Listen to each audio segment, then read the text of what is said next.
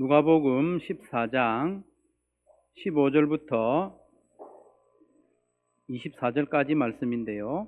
한 절씩 교독하겠습니다.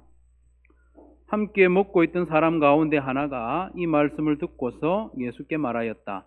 하나님의 나라에서 음식을 먹는 사람은 복이 있습니다. 예수께서 그에게 말씀하셨다. 어떤 사람이 큰 잔치를 베풀고 많은 사람을 초대하였다. 잔치 시간이 되어 그는 자기 종을 보내서 준비가 다 되었으니 오십시오 하고 초대받은 사람들에게 말하게 하였다. 그런데 그들은 모두 하나같이 핑계를 대기 시작하였다. 한 사람은 그에게 말하기를 내가 밭을 샀는데 가서 보아야 하겠소. 부디 양해해 주기 바라오 하였다.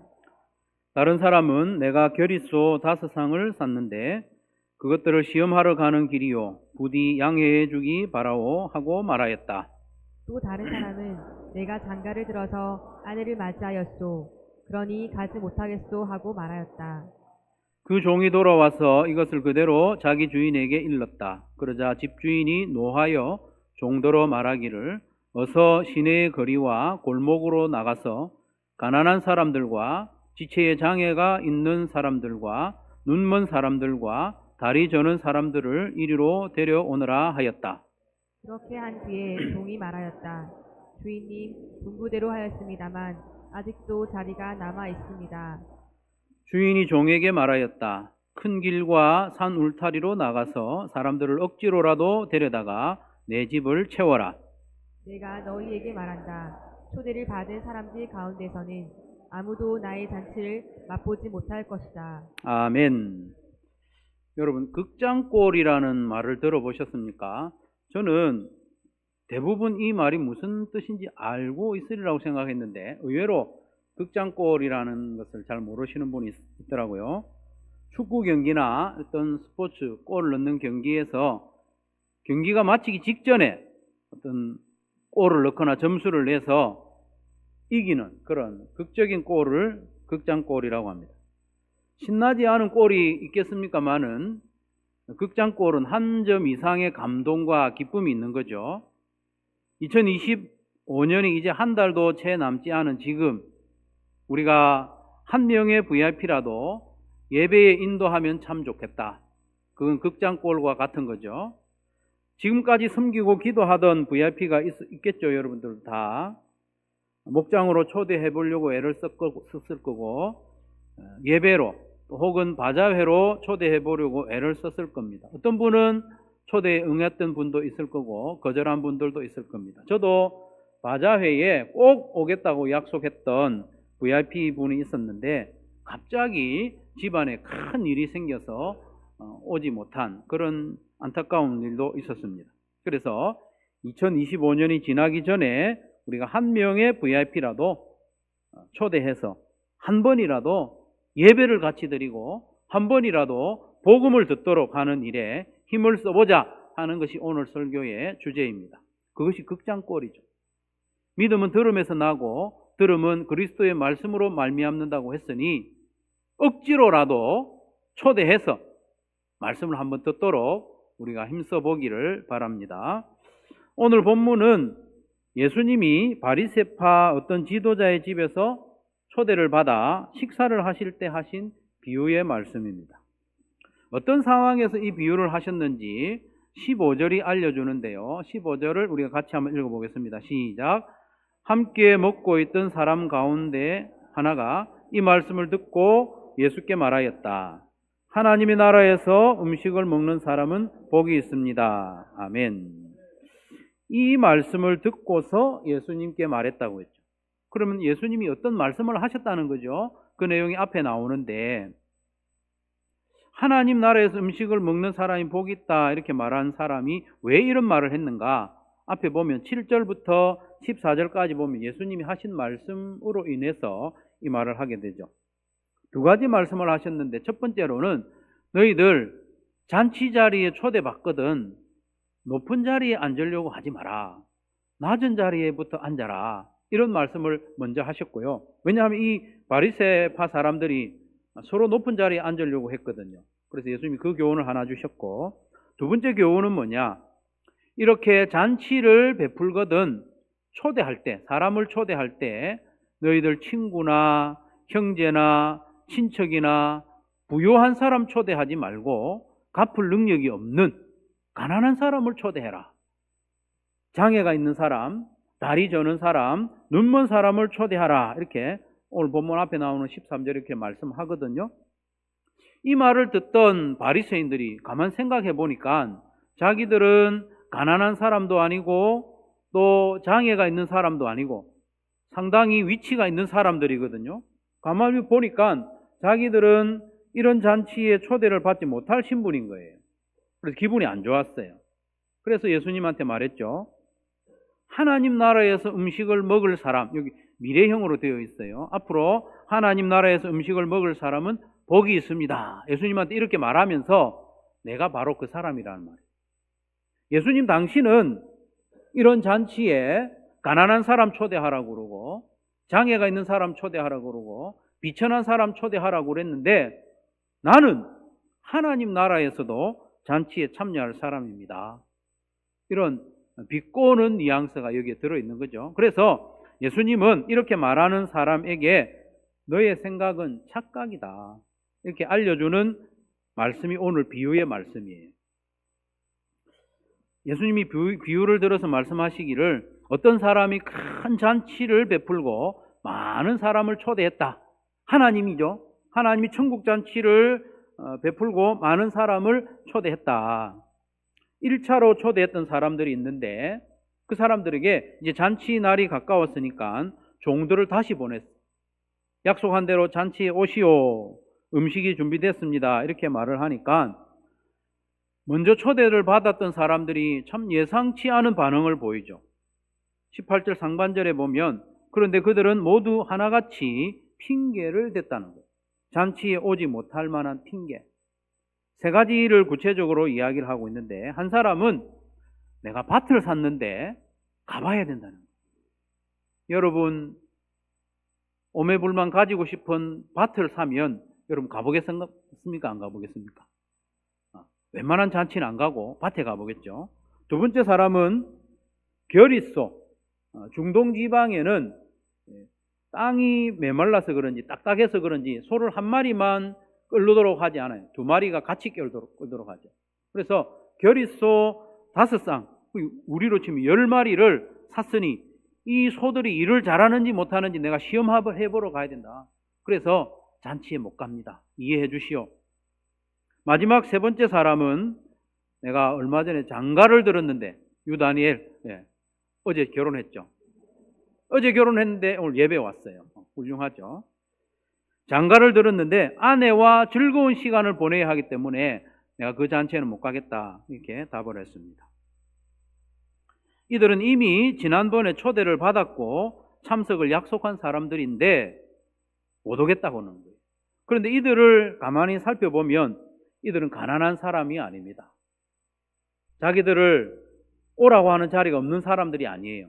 즐거운 자리가 있는 사람, 즐거운 사람들입니다. 이들은 누구를 의미하느냐 하면 이 잔치 자리에 앉아 있는 바리새인들, 유대인들을 말하는 거예요. 이 유대인들은 하나님 나라의 잔치에서 먹을 수 있다는 그런 자신감을 가지고 있는 사람이죠. 그러면서 이들은 실제로 하늘 잔치의 주체로 오신 실체이신 예수님이 실제로 오셨을 때는 예수님을 거절하잖아요. 바리새인들이 그랬고 대부분의 유대인들이 예수님을 거절했어요. 천국 초대장과 같은 예수님을 거절한 사람들이 이 사람들이죠.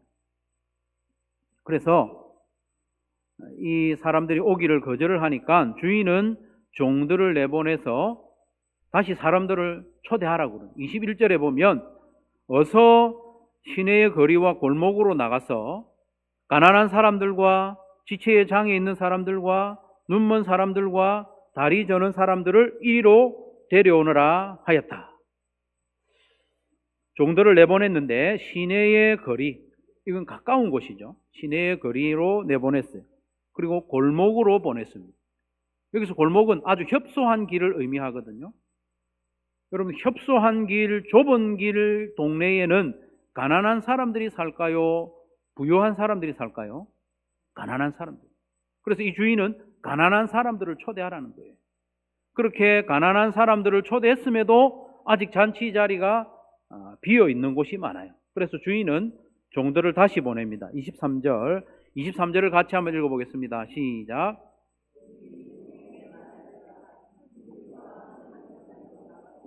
사람들을 억지로라도 데려다가 내 집을 채워라. 아멘.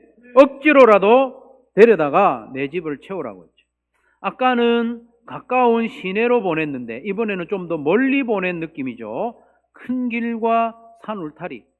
큰 길이라고 하면 어떤 시내의 하단 오거리 같은 큰 길을 먼저 떠올릴 수 있는데 요 문맥과 단어를 살펴보면 여기서 큰 길은 여행자의 길입니다. 여행자의 길. 도시와 도시, 마을과 마을을 이어주는 그런 길이 호도스라는 단어인데 마을과 마을을 이어주는 이 길은 성 밖에 있는 길이죠. 그리고 같이 사용되는 단어가 있죠. 산 울타리. 저 산길에까지 가서 사람들을 데려와라. 여러분, 성 밖과 산 울타리에 사는 사람들은 가난한 사람, 더 가난한 사람, 더 가난할 뿐만 아니라 신분이 낮은 사람, 멸시받는 직업을 가진 사람, 멸시받는 혈통을 가진 사람, 종교적으로 부정한 사람들, 심지어 이방인들이 거기에 사는 거죠. 한센시 병 걸린 사람들이 성 내에 못 살고 성 밖에 살도록. 오늘 본문과 병행 본문인 마태복음 22장 10절 말씀에 보면 마태복음 22장은 오늘 본문과 거의 비슷한 내용이거든요. 거기서는 뭐라고 말씀하시느냐? 종들은 큰 길로 나가서 악한 사람이나 선한 사람이나 만나는 대로 다 데려왔다. 그래서 혼인 잔치 자리는 손님으로 가득 차게 되었다 말씀하고 있습니다. 주인은 이렇게 가난한 사람, 장애가 있는 사람, 심지어 비천한 사람, 부정한 사람, 노골적으로 악한 죄인들까지도라도 억지로 끌고 와서라도 내 집을 채워라. 이게 하나님 아버지의 명령이고 하나님 아버지의 마음이고 하나님 아버지의 소원인 줄로 믿으시기를 바랍니다. 오늘 본문에 이어지는 누가복음 15장에도 보면요, 이 마음을 계속해서 드러내고 있습니다. 세 가지 비유를 말씀하시는데 첫 번째는 잃어버린 한 마리 양을 찾기 위해서 산을 넘고 물을 건너고 찾을 때까지 찾아다니는 선한 목자 비유. 두 번째 비유는 잃어버린 드라크마 하나를 찾기 위해서 밤새도록 집안을 쓸고 찾아내는 그 여인에 대한 비유. 세 번째 비유는 잃어버린 아들, 아버지를 배반하고 떠났던 그 아들을 돌아올 때까지 기다리는 온유한 아버지에 대한 비유. 그래서 잃어버린 양을 찾는 이 비유의 목자는 그 이미지가 예수님의 이미지입니다. 그리고 잃어버린 동전을 찾는 여인의 이미지는 성령님의 이미지예요. 잃어버린 아들을 기다리는 이 아버지의 이미지는 성부 하나님의 이미지입니다. 이처럼 성부, 성자, 성령 하나님이 공히 잃어버린 영혼을 찾기에 얼마나 간절히 원하는지 보여주는 거죠. 그래서 그 비유들에 보면 중간중간에 잃어버린 한 영혼이 돌아올 때는 하늘에서 잔치가 벌어진다. 이 땅의 잔치가 아니고 하늘에서 잔치가 벌어진다. 하늘 잔치가 벌어진다는 것을 거듭 말씀하고 있습니다. 누가복음 15장 7절과 10절, 이와 같이 하늘에서는 회개할 필요가 없는 의인 99보다 회개하는 죄인 한 사람을 두고 더 기뻐할 것이다. 10절에 이와 같이 회개하는 죄인 한 사람을 두고 하나님의 천사들이 기뻐할 것이다. 천사들만 기뻐합니까? 성부, 성자, 성령 하나님이 함께 기뻐하고 함께 춤추는 것이죠. 이와 같이 하나님 아버지의 마음을 분명히 알고 그 마음을 품는 저와 여러분 되시기를 주님의 이름으로 축원합니다. 하나님 아버지는 하나님께 도움되는 사람을 찾아오라고 하지 않습니다. 교회에 도움될 만한 사람들을 초대하라고 하지 않습니다. 오히려 하나님의 도움이 필요한 사람들, 교회와 우리 공동체에 도움이 필요한 사람들, 우리의 사랑과 위로와 기도 필요한 사람들, 그 사람들을 초대하라고 거듭 말씀하고 있습니다. 가난한 사람들이죠. 마음이 가난한 사람들, 병든 사람들, 지체에 장애가 있는 사람들, 신분이 낮은 사람들, 심지어 허물과 죄가 많아서 스스로도 죄인이라고 자책하는 그런 사람들을 데려와라. 교회가 필요한 사람이 아니라 교회를 필요로 하는 사람을 찾아오라. 이것이 하나님 아버지의 마음입니다. 그런 마음을 가질 때 우리는 잃어버린 영혼을 찾아 나설 수 있습니다. 그런 마음이 없으면 영혼 구원을 위하여 나서는 걸음이 부담이 되고 무거운 짐이 되겠죠. 하나님 아버지의 마음을 품으면 당장의 열매가 있으나 없으나 찾으러 나가게 되는 것입니다. 그러면 우리는 어떤 사람이 도대체 하나님의 도우심이 필요한 상황인지 어떻게 알 수 있느냐? 우리가 점쟁이처럼 딱 보면 이 사람 하나님의 도우심이 필요한 사람이네, 써져 있는 건 아니잖아요. 어떻게 해야 됩니까? 거듭 나가봐야 합니다. 거듭 나가다 보면 이 사람은 하나님의 도우심이 꼭 필요한 사람이구나, 우리 공동체의 사랑이 필요한 사람이구나 알게 되는 것이죠. 거듭 나가야 마음이 가난한 사람을 우리가 발견할 수 있습니다. 마음에 장애가 있는 사람들, 공허한 사람들, 눈먼 사람들, 잔치에 참여할 자격이 없는 사람들, 우리 눈에 보이기 시작합니다. 초대를 받기는 했지만 잔치에 오지 않는 핑계를 댄 사람들을 다시 한번 봅시다. 어떤 사람들이었습니까? 그들은 부유한 사람들이었습니다. 교회 데려다 놓으면 크게 도움이 될 만한 사람들이었지 않습니까? 밭을 산 사람들, 소를 10마리나 산 사람들, 그리고 즐거운 일이 많은 사람들이었습니다. 그래서 이들은 당장에는 천국 잔치에 흥미가 없는 사람입니다. 왜냐하면 지금 자기의 삶이 즐겁기 때문에, 부족함이 없기 때문에 밭을 사서 가봐야 됩니다. 소를 사서 시험하러 가야 됩니다. 아내를 얻어서 즐거운 시간을 보내는 그런 사람, 당장에 이런 초대에 관심을 가지지 않습니다. 이들은 당장에 하나님의 도우심이 필요하지 않습니다. 하나님 없어도 일이 잘 되는 것 같고 하나님 없어도 번창하고 즐거운 일이 많습니다. 이 예배당에 안 와도 즐거운 일이 많은 거예요. 그런 사람 오라고 그러면 옵니까? 안 옵니다. 초대해도 들은 척하지 않습니다. 주인이 초대한 이 잔치에 전혀 매력을 느끼지 못하는 사람들이 우리 주변에는 많습니다. 우리의 VIP들 중에서도요, 우리의 초대에 응하지 않는 사람들이 많습니다. 관심이 없어요. 흥미를 느끼지 않습니다. 즐겁습니다. 사진에 보면은 왼쪽에 나와 있는 여인의 얼굴이 얼마나 해맑습니까? 이런 사람에게 초대를 하면 오지 않습니다. 더 즐거운 일이 있기 때문에. 먹을 것이 부족하지도 않고 여기저기 즐거운 일이 많습니다. 굳이 편히 쉴 수 있고 즐거운 일이 많이 있는 그 일요일에, 이 낮에 교회에 예배에 나오려고 하지 않습니다. 현재로는 그래요. 현재로는 하나님의 도움이나 성도들의 기도와 위로와 사랑이 간절히 필요하지 않습니다. 부유하기 때문에 부족함이 없습니다. 그러나 여러분, 그들이 언젠가는 하나님의 도움이 필요한 때가 옵니다. 그렇게 되라고 비는 건 아니지만 그렇게 되는 날이 옵니다. 우리의 따뜻한 손길이 필요한 때가 옵니다. 우리가 기도해주고 그들을 위로해 주어야 할 상황이 옵니다. 마음이 가난해질 때가 오죠. 지금까지 즐거웠던 일이 더 이상 즐겁지 않고 공허한 때가 옵니다. 지금까지는 많이 쌓아두면 부유하고 즐거울 줄 알았지만 이것이 허탈하게 느껴지는 때가 온다는 거예요. 그때를 우리가 알아차리기 위해서, 그때를 포착하고 그들에게 손을 내밀 수 있기 위해서 우리는 거듭 나가야 하는 것이죠.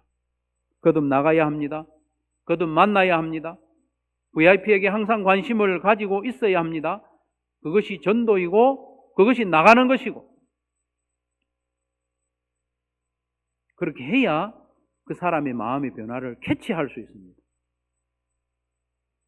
저희 아버지도요, 교회에 나오실 분이 아니에요. 유교 집안의 사람이고, 저희 아버지가 교회에 나오기 시작한 때가 1960년대 초반이었습니다. 그때는 우리 상상이 잘 안 될 수도 있지만 상상되는 분도 있고, 1960년대 초반은 6.25 전쟁이 끝난 지 10년이 채 안 되는 그런 때죠. 10년 정도 지났을 때니 온 나라가 가난할 때입니다. 온 나라가 가난할 때, 하루하루 먹고 사는 것이 급한 때였습니다. 그래서 우리 아버지도요, 일요일날, 주일날 예배에 나갈 틈이 없어요. 벌어야 돼요. 일을 해야 돼요. 그래야 많은 자식들을 먹여 살릴 수 있기 때문에. 그러나 둘째 누님이 뇌수막염에 걸린 것도 모르고 세월을 지나는 통에 성장이 안 되는 거예요. 몸은 자라는데 정신적으로, 정서적으로 자라지 않는 거예요. 뒤늦게 알고 백방으로 병원을 쫓아다녔지만 소용이 없는 거예요. 할 수가 없어요. 그러던 차에 이웃이, 이서방, 교회 한번 나가보지. 이 말에 마음이 활짝 열린 거예요. 그전에는 바쁘고 할 일이 많고 틈이 안 나고 교회 가봐야 뭐 하겠나, 그런 생각이었어요. 그러나 마음이 가난해졌을 때, 이건 하나님이 도와주셔야 되는 환경 속에 있을 때에 그 소리가 들리는 거예요. 마음에까지 전달되는 거죠. 우리가 정하고 기도하고 있는 VIP들이 지금 당장에는 꿈쩍도 안 할 수 있습니다. 하지만 우리가 지속적으로 기도하고 섬기고 관계를 유지하고 있으면 언젠가는 기회가 옵니다. 우리의 말이 들릴 때가 옵니다. 그들의 인생에서 하나님의 도우심이 절실한 때가 옵니다. 교회 공동체, 목장 공동체의 사랑과 위로와 기도가 필요할 때가 옵니다. 그때를 놓치지 않고 손을 잡아주기 위해서 우리가 기도하고 계속 섬기고 있는 것 아닙니까? 우리 VIP들 가운데서는요, 밭을 사서 나가봐야 된다는 VIP도 있습니다. 실제로 소를 사서 시험하러 가봐야 된다는 VIP도 있습니다. 결혼을 하고 지금 즐거운데 내가 왜 거기를 가? 하는 VIP도 있습니다. 그러나 그들도 우리의 초대에 귀가 열릴 때가 옵니다. 그러나 그들의 마음이 얼마나 열렸는지, 하나님의 도우심이 필요한 상황이 되었는지 우리가 어떻게 합니까? 쓱 보면 압니까? 모릅니다. 그러니까 계속 기회가 있을 때마다 초대하는 거예요. 초대하다 보면 반응이 전에하고는 다르네. 그게 느껴지는 거죠. 전에는 전혀 관심이 없었는데 지금은 한번 초대하니까 주저주저 하고 있다. 뭔가 변화가 있다는 겁니다. 우리가 초대하는 것은 VIP의 마음을 확인하는 과정이죠. 12월 21일은 성탄절 전주일입니다. 초대하기가 얼마나 좋은 때입니까? VIP 초청 주일로 지키는데 예배로 한번 초대해 봅시다. 이날은 극장골이 터지는 날입니다. 나의 VIP를 힘써 초대해 봅시다. 예수님이 우리의 마음을 지속적으로 두드려서 우리가 예수님 믿게 된 것처럼 우리도 VIP의 마음을 지속적으로 두드리며 초대합시다. 그래서 이 연말에 성령님이 우리를 도우시면 2025년이 저물어가는 이때에 한 영혼이라도, 몇몇 영혼이라도 예배에 나와서 복음을 듣고 하나님의 자녀가 되는 놀라운 열매로 한 해를 마무리하는 저와 여러분, 우리 한소망교회가 되기를 주님의 이름으로 축원합니다.